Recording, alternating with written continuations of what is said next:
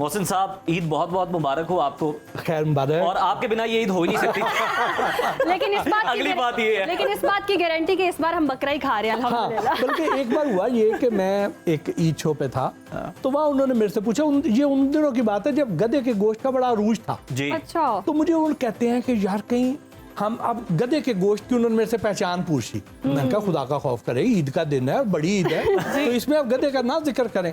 लेकिन उन्होंने छेड़ा मुझे, अपने सलमान भाई थे तो उन्होंने ना मुझे छेड़ा। उन्होंने कहा भट्टी साहब जरूर बताएं।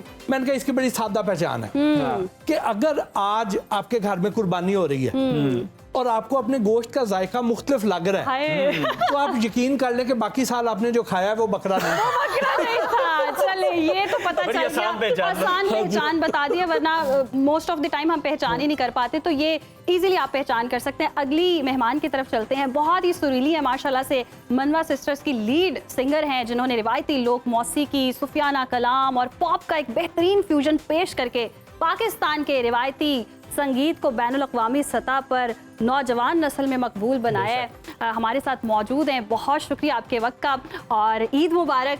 कैसा गुज़रा ईद का दिन? अस्सलाम वालेकुम, कैसे हैं आप सब लोग? एंड नाजरीन को भी, देखने वालों को भी बहुत बहुत ईद मुबारक।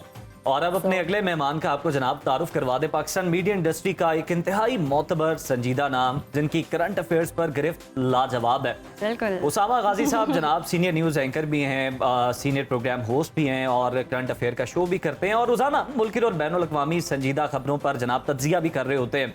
उसामा साहब, welcome to the show. Eid बहुत बहुत मुबारक हो आपको। आज के दिन को रिलीफ फील कर रहे हैं या आज कसाईयों के सर पे खड़े होकर तज्जिया दे रहे हैं यार सही तरह वोटिंग में? तो मेरे बड़े भाई जो है वो ये काम ज्यादा करते हैं। अच्छा। लेकिन ये जरूर होता है कि छोटी ईद की तरह बड़ी ईद पर भी प्रेशर पैसों का ही होता है। अच्छा। कसाई सिर्फ बकरा नहीं, हमें भी ज़िबा करना। ये तो है, ये तो है। तो ये अक्सर ख्याल आता है काम भी सीख। कसाई के साथ मामला कौन तय करता है, आप या भाई? वो भी बड़े भाई, सारा काम वही करते हैं। सिर्फ कहीं कहीं मैं आके अपना चेहरा दिखा आप ये दूं। तो नहीं कह देते पाए मैनू दे दी बस। तकरीबन यही रोल होता है। लेकिन वो जब पैसे मांगने की बारी आती है तब मुझे लगता है कि मैं भाई से कई दफा कहता हूँ कि बचपन में कर लिया करते थे, खुद ज़िबा कर लेते थे।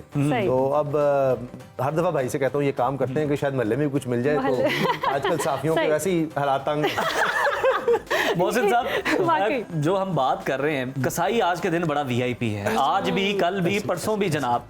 तो इनके तरीके वारदात क्या होते हैं और नस्ली कसाई जो है वो किस तरह से पहचाना जा सकता है? हाँ देखिए, एक तो ये है कि आपने कसाब ऐसे पहचानना है कि आप जहाँ से गोश्त लेते हैं आप उसके साथ टाइम तय कर लेना, बुकिंग पहले से करवा लें, क्योंकि इस मौसम में टाइम तय करते हैं, वो रेट नहीं तय करते। हाँ अच्छा, नहीं रेट फिक्स है, रेट उनके फिक्स होते हैं, छोटे जानवर का और बड़े जानवर का, और पहले दिन का, और पहले दिन में पहले हाफ का और सेकंड हाफ का, ये उनके स्लॉट्स के हिसाब से रेट है।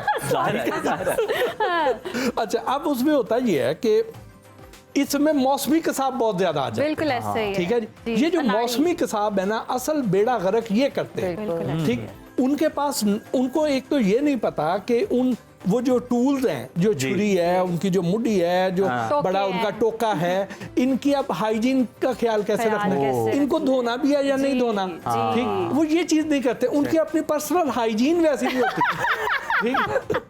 धोती में हाँ नहीं, धोती में तो चलो आ जाए, कोई हर्ज नहीं।